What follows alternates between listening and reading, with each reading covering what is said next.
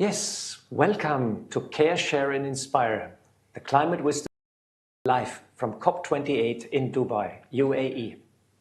We bring together experts from science, spirituality and politics to explore new avenues for the unfolding climate disaster.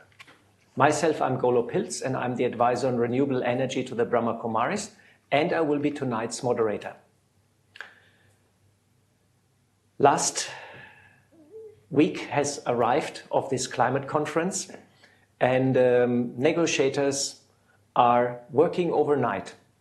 Tasneem Essop, the executive director of Climate Action Network, which is made up of more than 1,600 civil society organizations in over 130 countries, he said, "We have very clear demands towards this COP. First, just and equitable phase out of fossil fuel.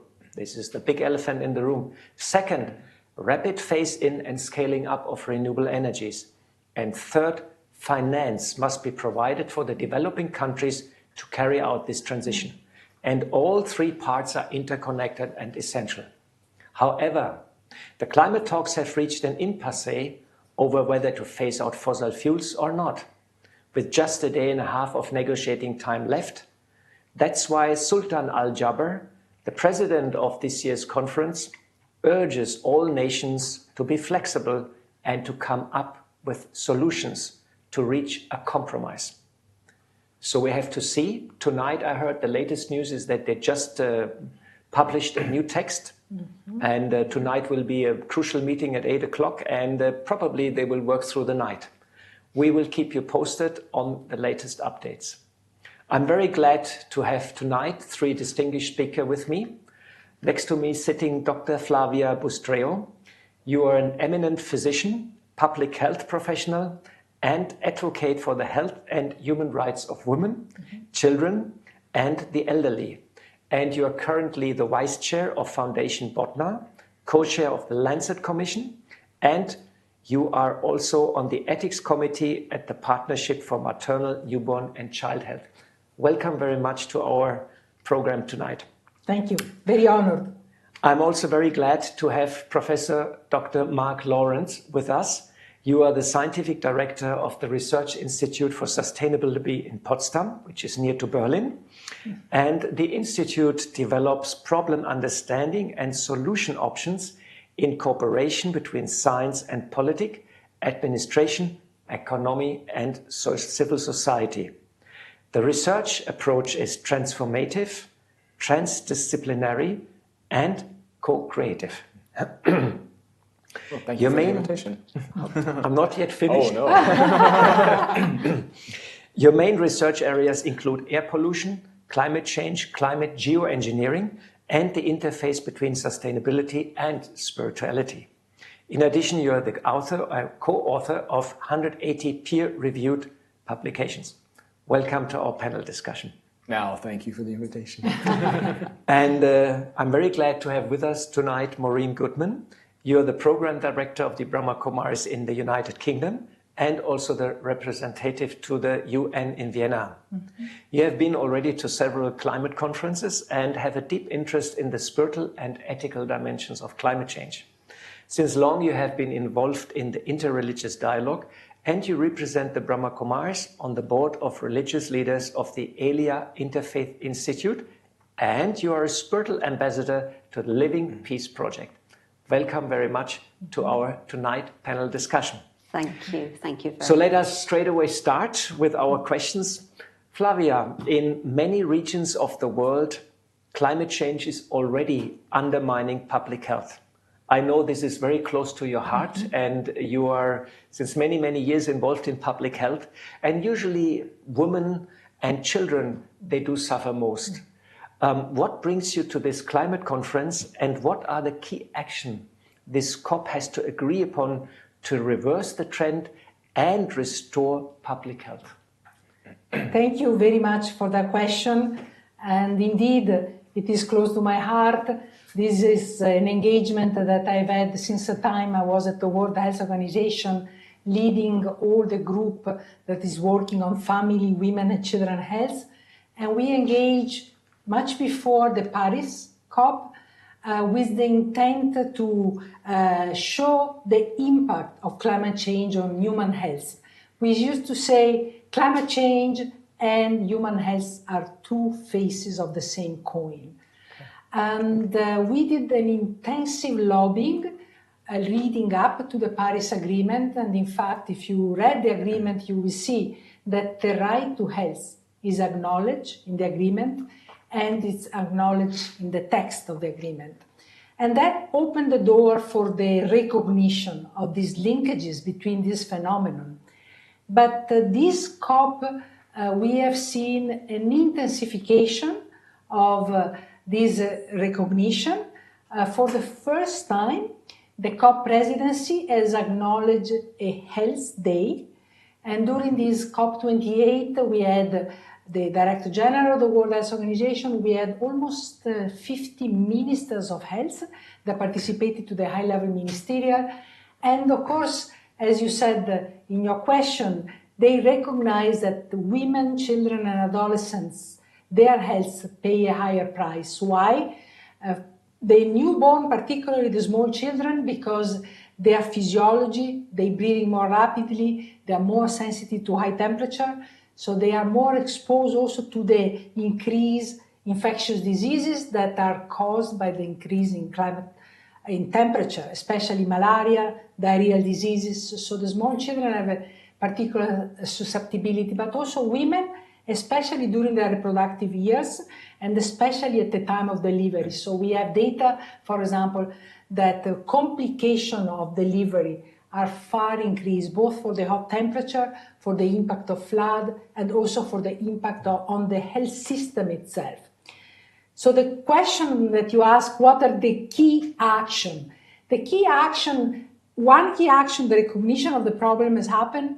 The second key action that is not happening yet is that in the national determined contribution, which are the plans that countries have, they need to include responses that addresses health, particular health of women and children. And then the third action, which is even further down the line, which is we are very engaged in advocating for it, is financing. Because currently, for example, of the funds that go of the climate financing, only 5% goes to health. And there are opportunities, there are different instruments like the Green Climate Fund has opened a window. There are opportunities also linked to the new mechanism like the loss and damage.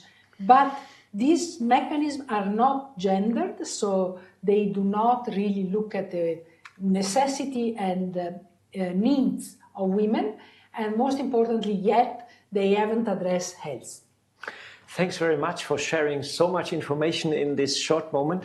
And what I remember recently, I read about the wet bulb temperature, that nowadays many countries, especially also here in this region, in summertime, they cross this wet bulb temperature where you actually cannot be in the open anymore in daytime because the body cannot transpire any longer and cool down.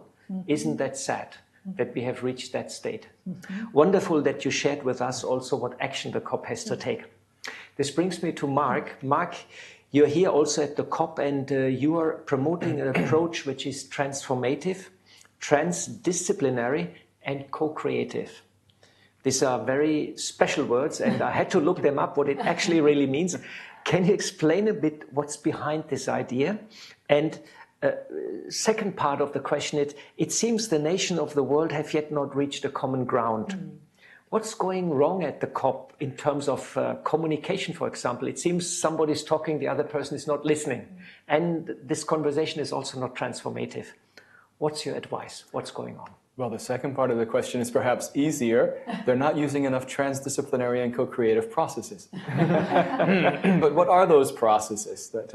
Well, I wrote a 20-page review paper about those at the beginning of last year. And so it can take quite a while to explain the depths of it. But the basic idea behind transdisciplinarity is that scientists have typically claimed knowledge generation for themselves.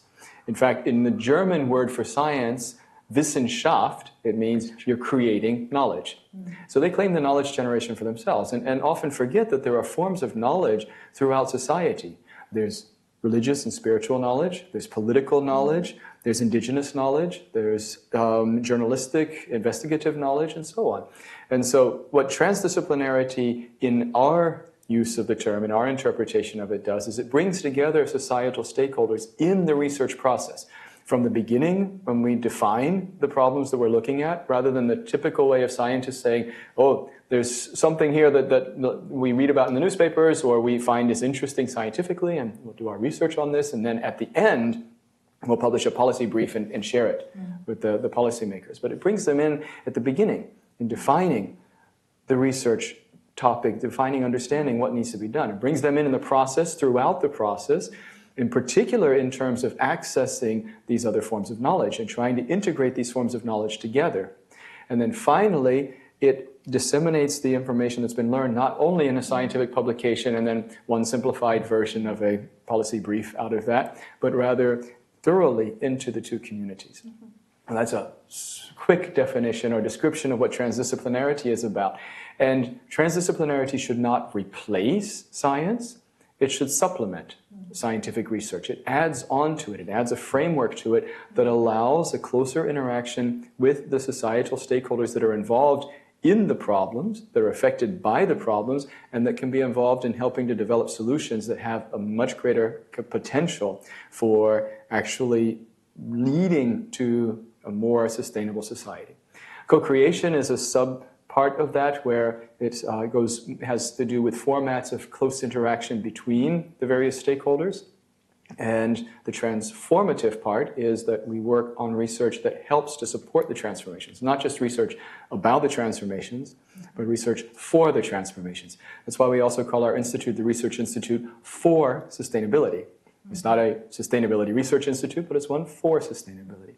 And so hopefully bringing about this will be a step towards what needs to be solved at the COPs. But what really needs to be solved at the COPs, we can discuss for quite a while longer about that because there are many problems that we have underlying that. Thanks very much for sharing. And I remember in old days, scientists were sort of universal scientists which sort of looked at the whole picture. And now the trend was actually since 200-300 years that science has also fragmented and specialized and more specialized. It's like a tree with many, many branches. So basically you try to bring it together and you bring all stakeholders right from the beginning into the process of generating knowledge and making it, providing it in such a way that it's transformative. That's a very nice approach. And I would say that the COP would definitely benefit if such kind of methodology would be applied more deeply. Thanks very much for sharing. Maureen, you're a well-known, accomplished spiritual leader, and I know you have great love for nature and also a deep feeling for justice. You have a very busy schedule, and it's not easy to bring you into the COP, and you carved out more than a week to be here with us. What's your personal motivation to come to the COP, and how is it related to your role as a spiritual guide? Thank you very much for having me and for the question. But I just wanted to comment as well that centuries ago, religion and science were together, actually. So that's even further. I do feel it's very important because this is an emergency and this is the biggest crisis of our time. So that motivates me to definitely to be here.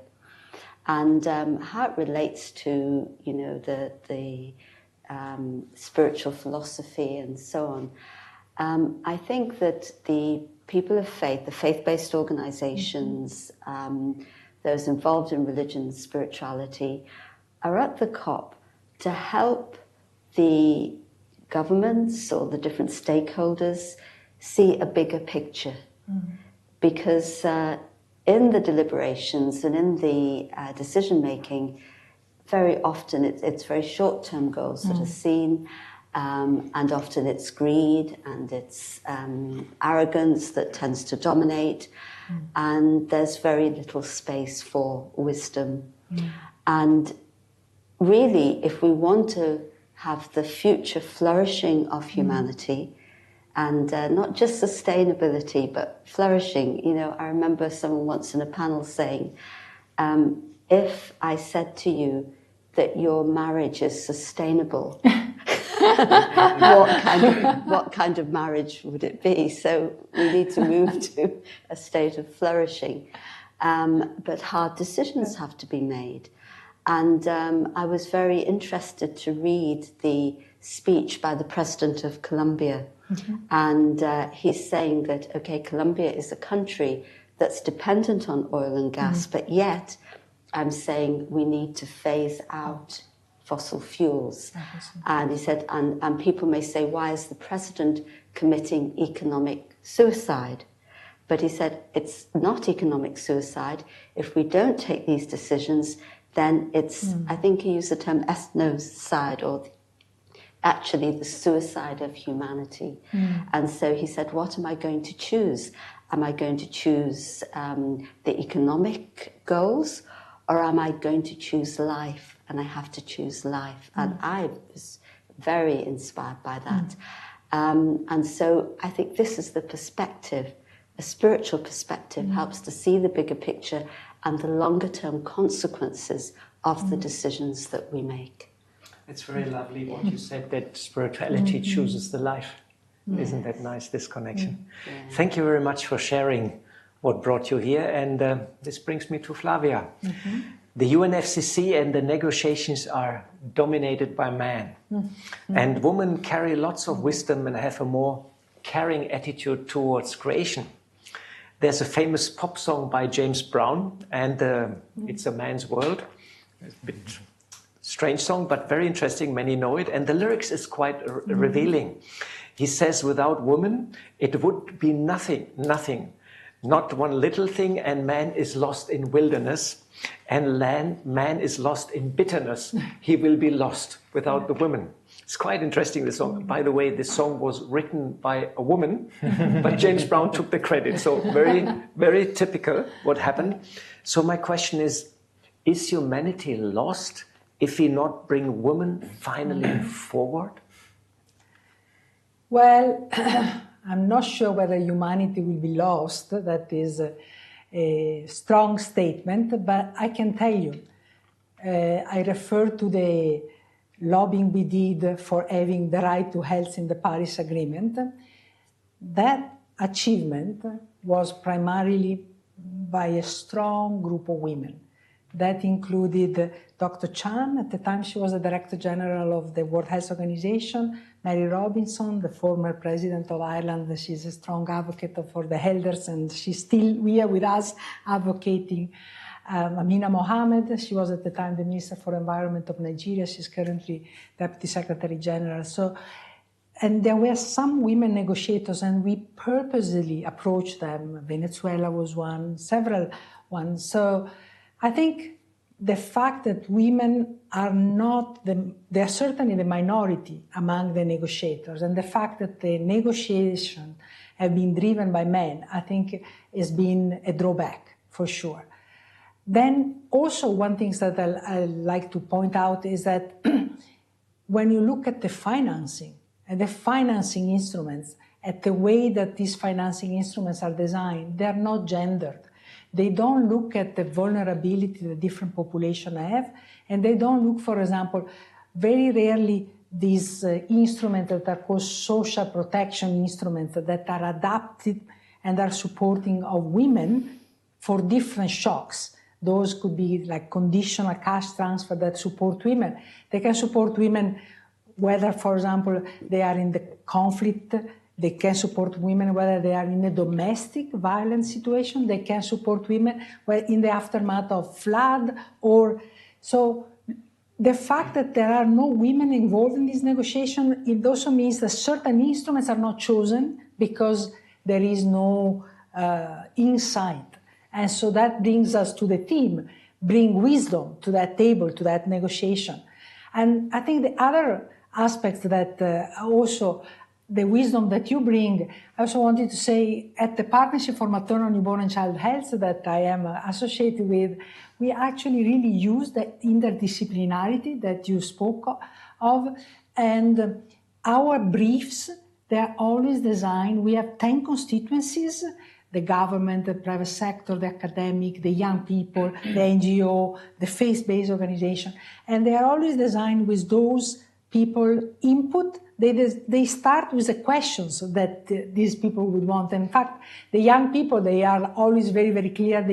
They tell us nothing about us without us. So we cannot design anything about young people and the impact of climate change without them.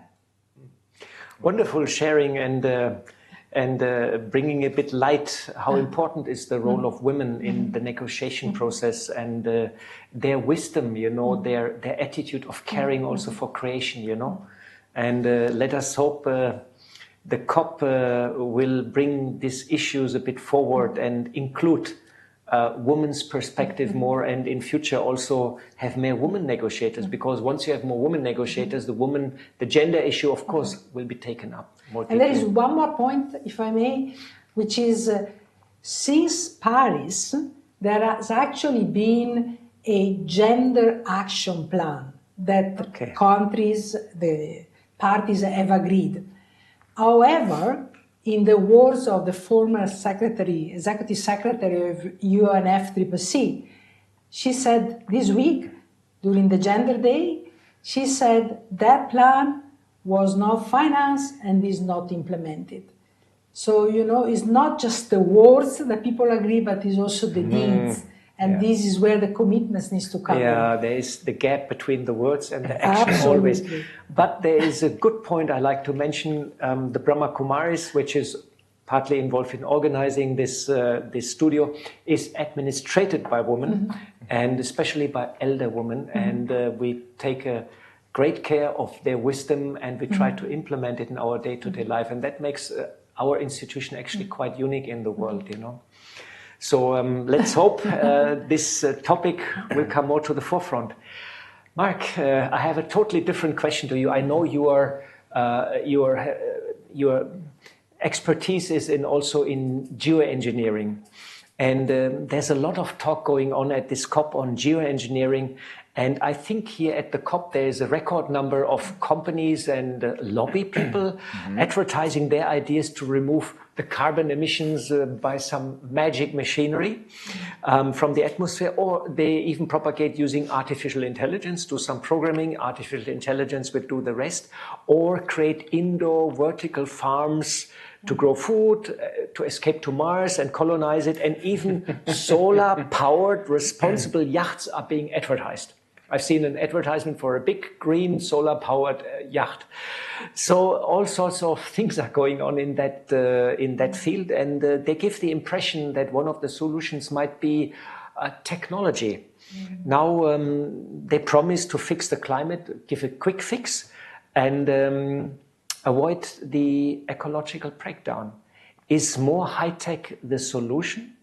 Or would it not be smarter to avoid the emissions altogether and change the whole paradigm? What is your idea on geoengineering, and if it would not be easier to avoid the emissions? Boy, that's a big question. We only have 20 minutes left. But I'll try to bottle it in quickly. But first I want to, actually, when you say responsible yachts, that makes me puzzle over in the first place. I mean, what is a responsible yacht?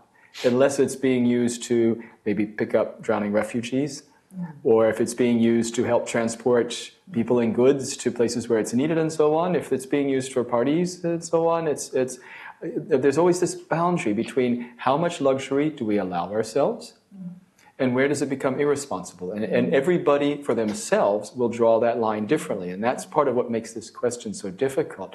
But the responsible yachts, I want to go back to two things that Flavia said very briefly. One of them is, I really appreciate your enthusiasm about the effectiveness of transdisciplinary work. And many people are working in a transdisciplinary fashion and don't tag it as that.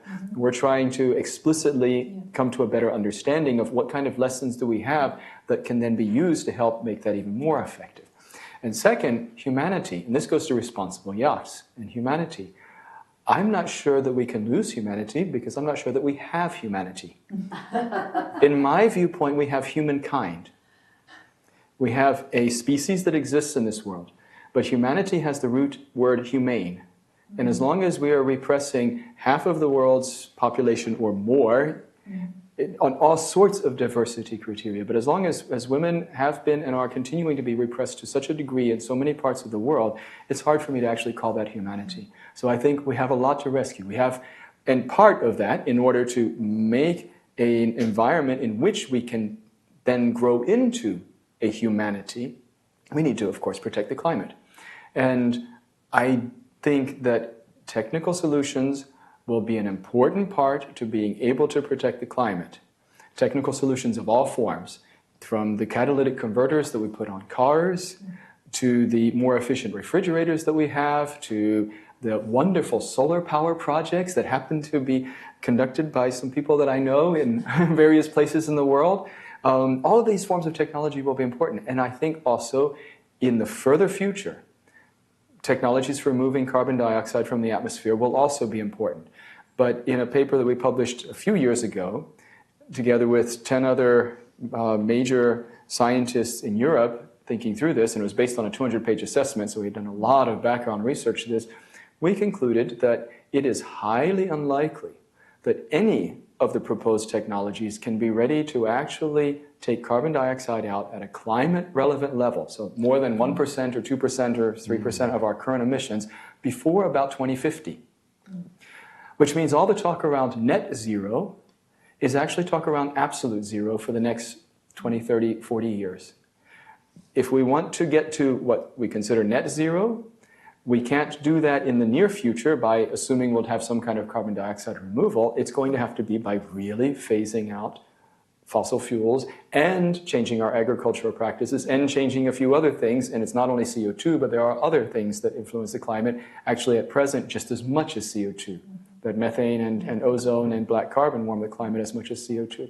So there's a huge amount to be done. I don't think we'll get the climate issue under enough control that we can have a stable environmental basis for growing into humanity without applying carbon dioxide removal in the further future.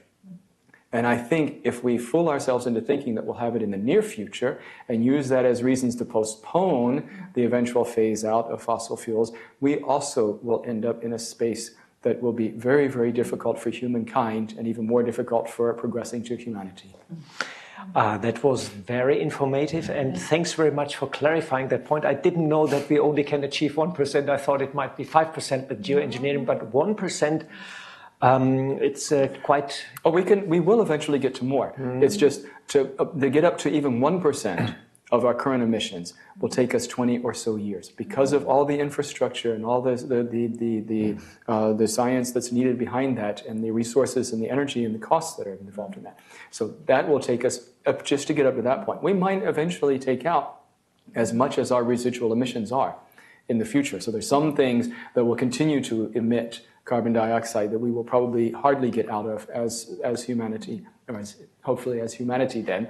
And then we will be able to compensate that in the future. But that's after 2050 or so. Okay, so better... There is one point that he raised that is very important to note for the new technology.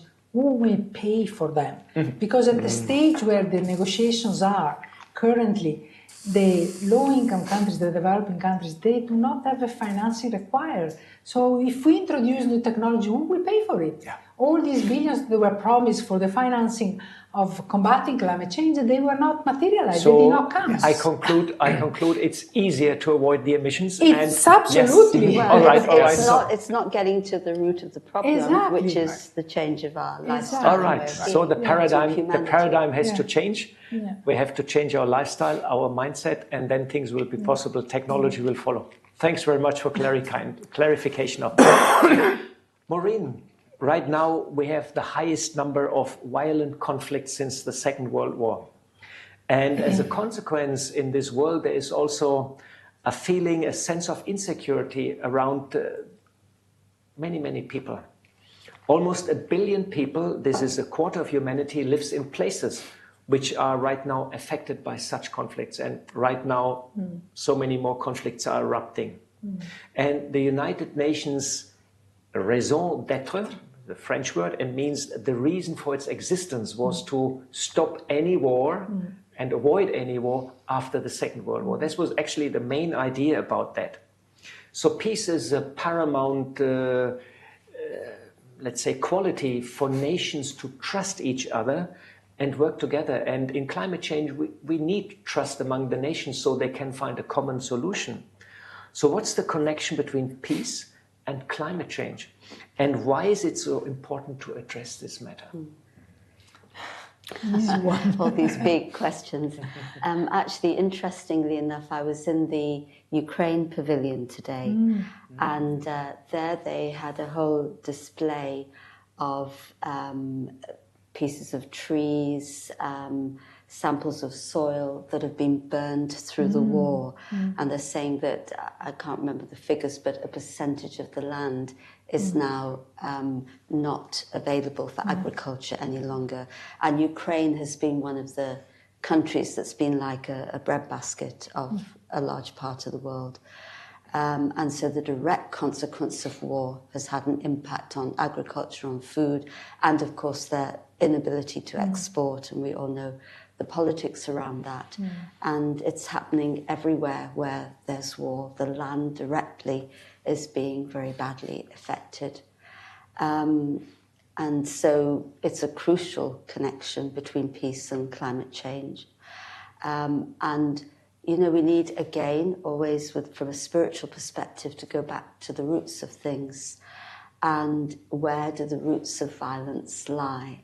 And actually, our original state is peace, is humanity. We seem to have come a very long way from that. It's as if that original inner peace or inner goodness has really become very buried inside the human heart or inside the human soul. So the conscience is not accessible either. And actually, that's the root of violence, because the first violence we do is the violence to ourselves to suppress that inner goodness. And when you do that, there's a vacuum. You look for external identities.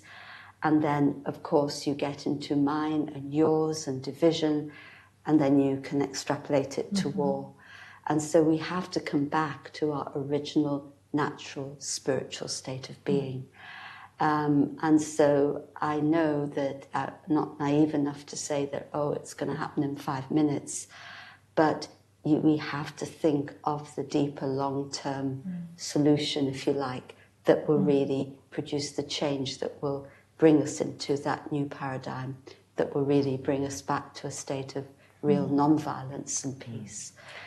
Thanks very much for sharing, and I'm quite happy that at this COP we have a faith pavilion, and there's a lot of effort behind the scenes also going on to unite the religions and build a common ground and have a common voice, because 80% plus of the people are connected to a religion, and that's a very powerful group, I would say. And peace is at the heart of all the religions, inner peace and outer peace, and there's this fundamental connection. Just to say that, you know, I think since Bonn in 2017 it was, the Talanoia dialogue has taken place, which I'm sure many of you are aware of, and many faiths come together for that, and they produce a call that is then presented to the Secretariat, and that's being given a lot lot of respect to. So the voice of faith is absolutely crucial. Good story of hope. That the Talanoa dialogue and the faith pavilion are there, and let's. I remember also the Pope was supposed to come, but then he cancelled because of ill health. But it's picking up, and the religions are sort of making their voice heard. Let's hope the decision makers are listening. Flavia, humanity is divided. Climate change is accelerating. The trends are quite clear, unfortunately, you know. And what gives you hope on a personal level? And please share an inspiring moment from the COP with our audience. Well, it will never cease to inspire me, the energy and the enthusiasm of young people. They have been increasingly participating to the COP. They have a mixture of the understanding, a clear understanding of the dynamics, as well as the frankness and the ability to, you know, speak truth to power that many other players in the COP do not have. And in particularly, am inspired. Last year, I met for the first time 2 young women. They were at the time the coordinator of what is called Yango. Is a group that encompasses all young people that want to participate to do the United Nations processes. And these 2, one Indian, Hita, and one Swiss, Marie Claire, once they finished that, they created a youth negotiator academy, it's called. So last year, for the first time, they trained 50 young negotiators, and this year again, they had 75. So that's exciting, and really you can see the eagerness they have to participate. And then at the same time, they are conscious that the situation is difficult, but they are so smart. Like one thing, for example, you can train negotiators, but then will country take them as part of their negotiation team?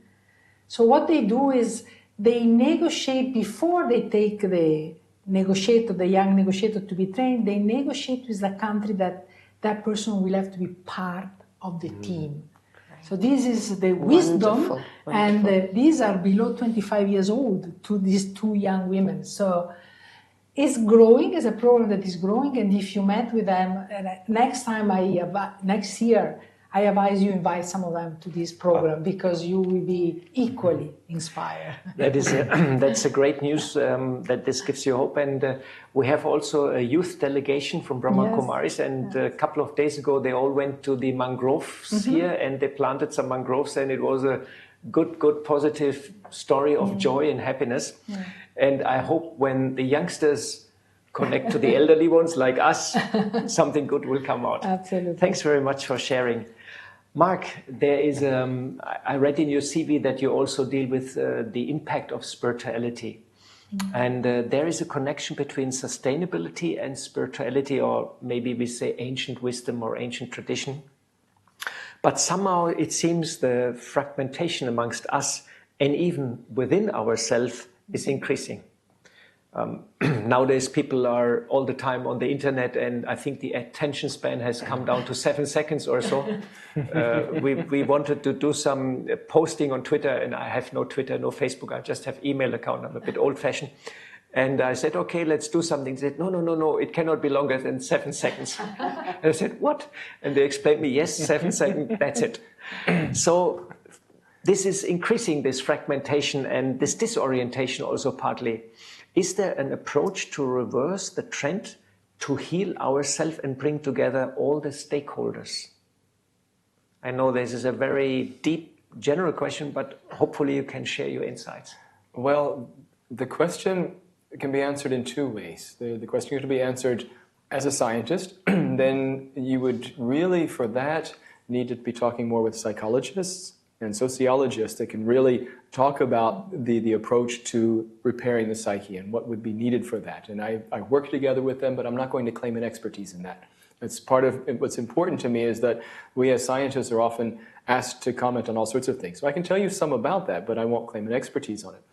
The other side of that is from the religious perspective, and especially meditation. And meditation is well known as a way to bring together more coherence. And in fact, that's been scientifically studied. And I'm familiar with some of the people personally who have done some of those studies of putting meditators in CAT scans, brain scans, and seeing what changes in the brain. And they can show that there's an incredible degree of coherence. I mean, in scientific terms or mathematical terms, 6 or 7 standard deviations outside of the mean of the population for meditators in terms of the coherence when they're in a meditative state versus others when they're in their most calm state. So there's incredible difference. Again, I can't speak authoritatively on that one either.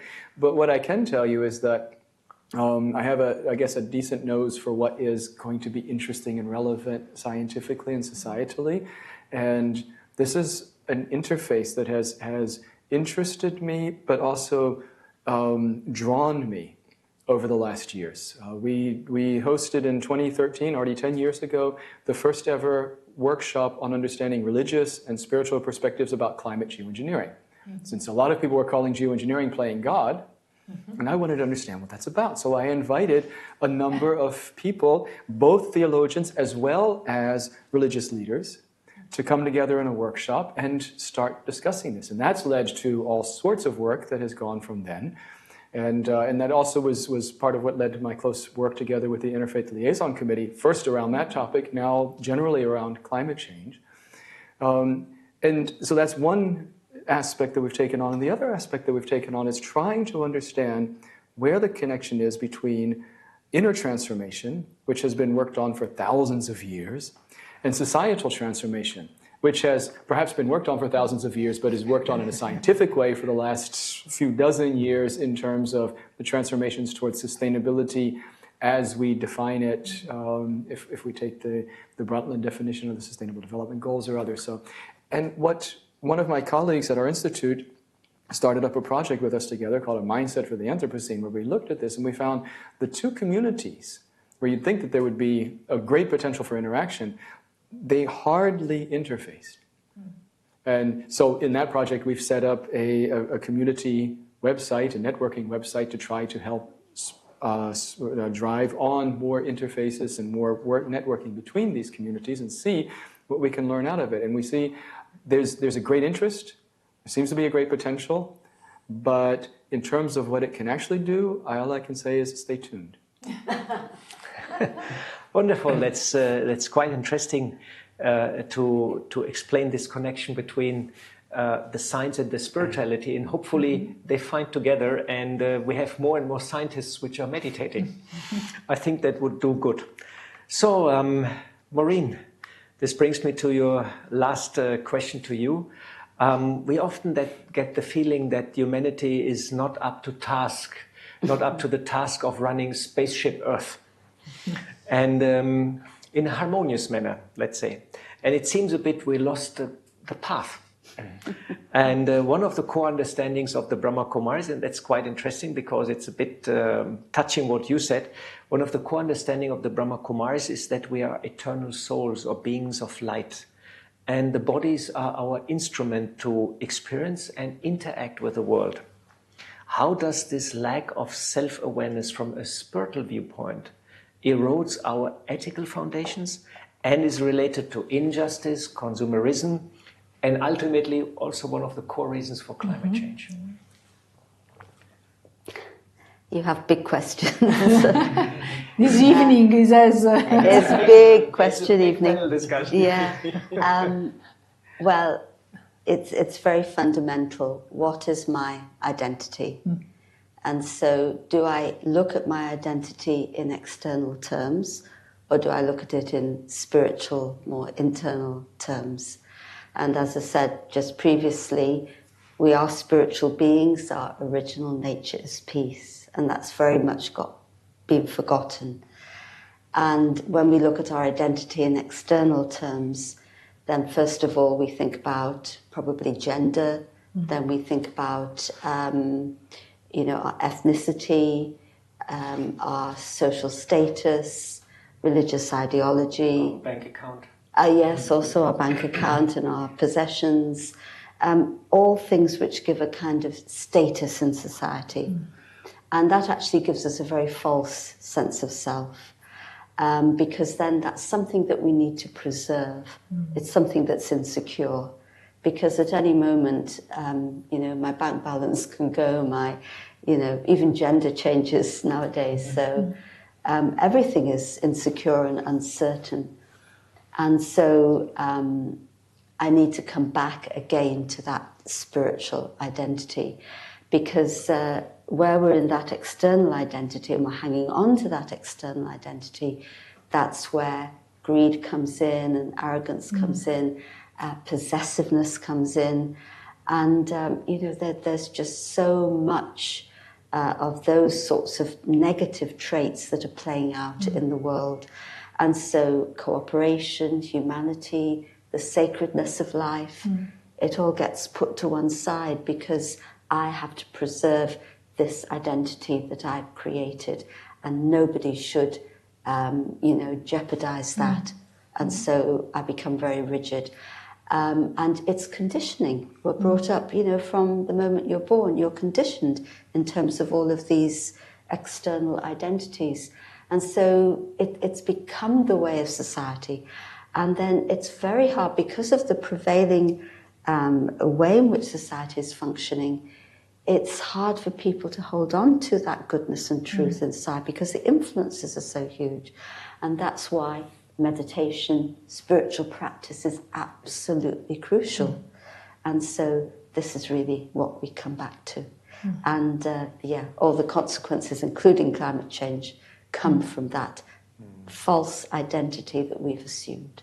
It's very interesting how you explained the connection between the wrong awareness and then falling into the outer identity and then possessiveness, which is one of the core reasons, core reasons for climate change also, that we want to have more and more and more, and this brings the injustice in the world. Thanks very much for sharing that, and we're running a bit tight with time, but no problem, we can do that. But that brings us to our last question. Flavia, please share in one word your good wish or your blessing for the COP to be successful. One word would be persistence. Persistence. I Don't give up. believe that, and that's what the young people tell us, they are not ready to give up. And I think we, as humankind, should not give up. We have to face this climate change crisis, and we have to face it with truth and persistence. Persistence, wonderful. Mark, what is your blessing for the COP to become successful? Well, I'd like to say humanity, going back to the discussion before, but I think we have a long ways before we get to that. So, kindness. Kindness. How nice. Persistence, kindness. Maureen, what's your blessing? Well, I was going to say humanity, actually, because although we may be a long way, but that's the blessing that we come to that. So, humanity. So wonderful. We have persistence, humanity, and kindness. So this brings us slowly to the end of our panel discussion. Time is almost up, and I kindly request Maureen Ben to lead a meditation. Maybe you go a little bit along kindness and things which were mentioned, humanity, which were mentioned right now.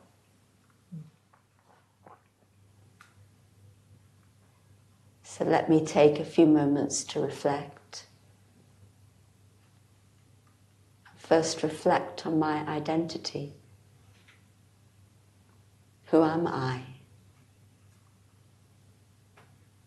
Am I all those external identities that can change at any moment? Or is there a greater identity of the being? And the being within is constant. The being within, I, the being within, carry many treasures of peace, of love, of wisdom, of truth. When I allow these treasures to surface in my consciousness, it awakens my conscience.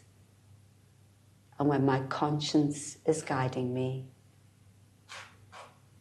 every action will be filled with humanity.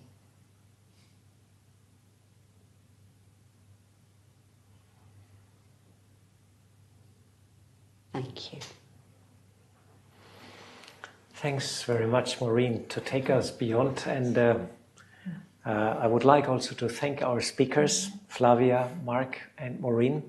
And I think you inspired our audience, you took care of our audience, and we shared wisdom also for our audience. And we got some good insight into science, into the gender issue, and into also how we see ourselves and how that affects our action and how that is all connected to climate change. And I think this is beneficial for everybody to get a bit more insight into these issues. So thanks very much for joining us tonight. And I'd like to mention also our patrons and sponsors, the Brahma Kumaris, the Kalpataru Tree Plantation Project, the Brahma Kumaris Environment Initiative, Yogis for Future, Radio Madhuban, and India Care. And special thanks to our hosts, the Raja Yoga Center in Dubai, and all the many volunteers behind the camera who make this studio actually possible. It's a lot of work, and behind the camera is a couple of people sitting with technical gadgets, which I don't fully understand, but they're operating them nicely and they make things happen. Please do join us tomorrow at the same time for another interesting session of Care, Share and Inspire. Today was my last moderation. I'm a bit sad about that because I learned so much in these moderations also myself. And tomorrow will be our last panel discussion, which will be moderated by Sonja Olsen. So please do not miss out. For details, please visit our webpage www.echo.brahmakumaris.org. And last not least, thanks to you, our global audience, for staying with us all the time. And I hope this session gave a good inspiration. Goodbye and good night from Dubai.